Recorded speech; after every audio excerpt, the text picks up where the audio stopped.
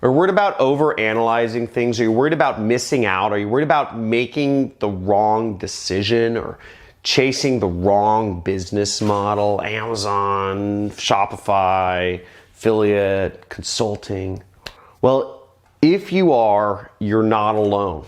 And those thoughts are totally normal. And in this video, I'm gonna be talking about failure as a way to actually succeed. Successful people fail more than most people. I fail all the time.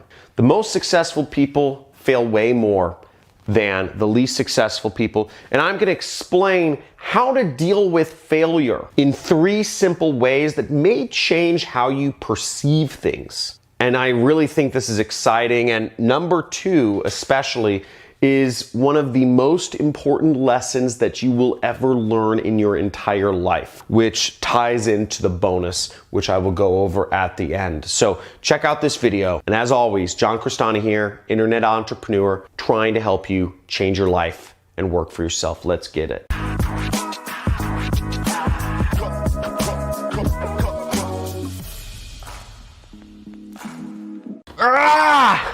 I just failed again. Oh, this hurts so bad. I feel so horrible. Look, bro, first off, let me give you some advice, okay? You didn't fail. You just learned a way that doesn't work. You might be like, okay, what's up, wise guy? You're just telling me, oh, it's not failing. It's you know, you're finding, you know, new ways to succeed. You know, that's BS, right? That's the secret, you know, like positive thinking BS, right? Well, let me give you like kind of a new perspective on it, right? First off, come here. You gotta reframe failure first off. We're both logical people here. I'm not gonna give you that positive thinking BS, even though I kind of subscribe to it. But look at the best baseball players, right? Do they hit the ball most of the time? Think about it. No. They fail more than they succeed, right?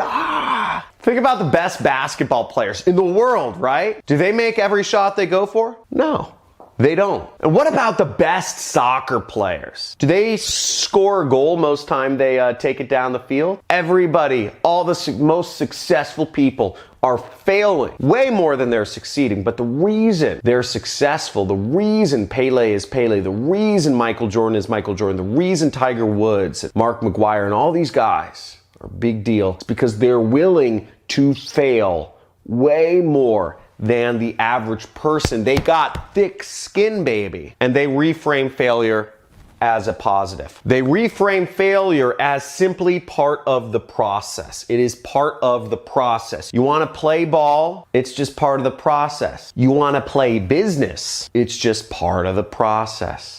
You're gonna have winners and you're gonna have losers. And I've had way more losers than I've had winners, even within my business, even though I make money every year. There are 9 things I do that don't make me money. So I was hiring marketing agencies this year because I was trying to start delegating some of the stuff I'm doing. I hired 20 marketing agencies. A lot of money, good ones. I had criteria, 3 criteria. And I'm only working with 2 of them right now.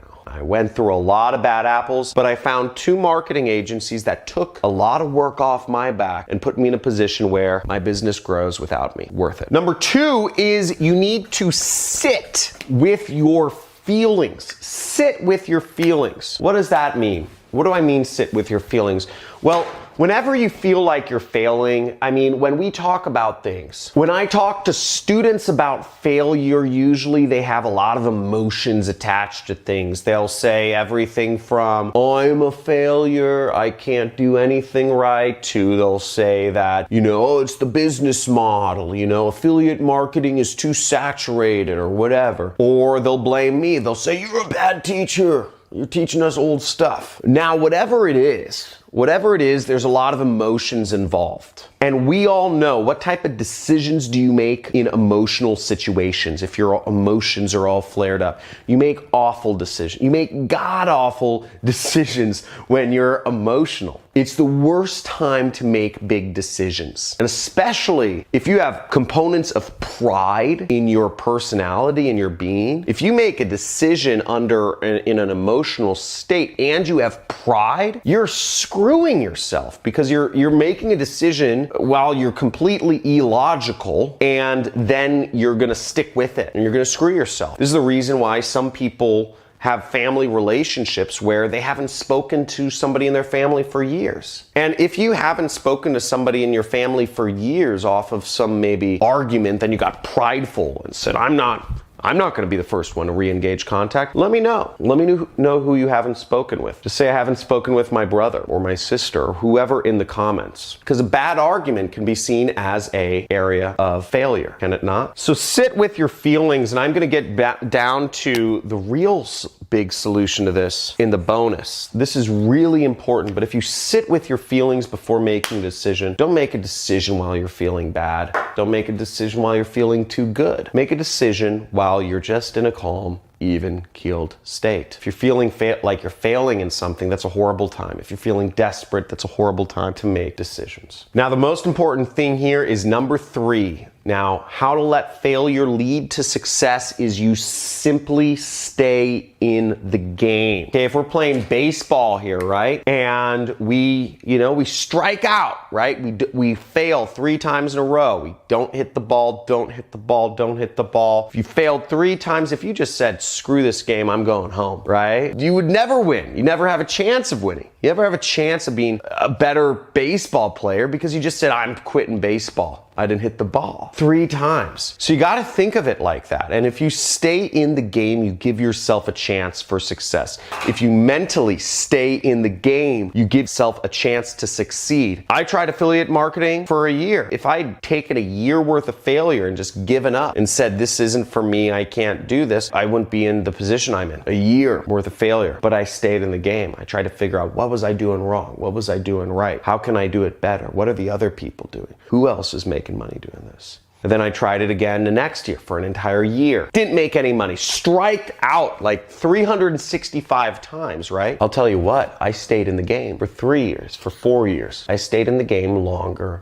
than everybody else. So stay in the game. And the bonus thing is noticing thoughts, okay? I notice thoughts like bubbles. Bubbles. I call thoughts bubbles. Now, most people, they think they can trust every thought they have. Okay, you can't. Let me see if I can explain this. But this is called triune brain theory, okay? So if you actually think of the brain, this part is called your reptilian brain, okay? Let's just call this 1. You have your emotional brain. The reptilian brain was developed millions of years ago. It controls fight or flight reflexes, okay? Fight, flight, have sex, just like a reptile. Very simple things. Whereas number 2, what's called our cortex or something, it's our emotional brain. It's what controls feelings. It's what controls madness or sadness or jealousy, okay? Cats, other animals have the number 2 part of their brain. But the 3rd part of the brain is what's all up in here. And that's number 3. It's called your neocortex. You can look at all this stuff up. It's called triune brain theory. And triune brain theory in the neocortex is what controls logical processes. But what happens is under stress, we retreat. We retreat back to our emotional brain first, and then we retreat back to our reptilian brain. If you fail, for instance, then you're gonna retreat back to your emotional brain. If you really feel like you're failing, you're just gonna go in a hole and start, just not talk to anybody and be depressed, right? You'll just sit there, you'll just run away, whether that's emotionally or mentally or physically or whatever. That would be funny if somebody put up a link and didn't make money online and then they ran away from their computer. That's a funny thought. Regardless, what I like to do is I like to try to notice thoughts like bubbles. When I'm thinking something, when I'm feeling something, I try to notice, can I trust this thought? Is this thought a reaction? Is this a momentary thing? And I let my thoughts pass. This is a very, very good exercise. Start noticing what you're thinking and start noticing whether you can even trust that thought that comes up in your brain. I do this all the time. Now, the thoughts that are long-term, you generally can trust those. Whereas if a thought comes up for a week or 2, and then it goes away, right? You can't trust that. That might be coming from some reaction, emotion to something. Now, to make good decisions, you have to work off of your neocortex, which is what only humans have. So notice your thoughts. And if you're gonna play the game with me, type in "I'm going to notice" in the comments below if you're going to work on this with me, okay? Very powerful exercise. Like this video, subscribe to my channel. Make sure you hit the notification bell if you learned something from this. If you're looking to make money like I do, check out my playlists on free traffic sources for doing affiliate marketing, which is how I make my money online. And let me know in the chat below which one of these was the most helpful for you. Was it reframing failure as success? Was it sitting with your thoughts and just sometimes letting them happen and notice them bubbling up and letting them pass? Or was it just knowing to stay in the game, that the money comes to those who stay in the game? Let me know. Have a good day. See you in the next video.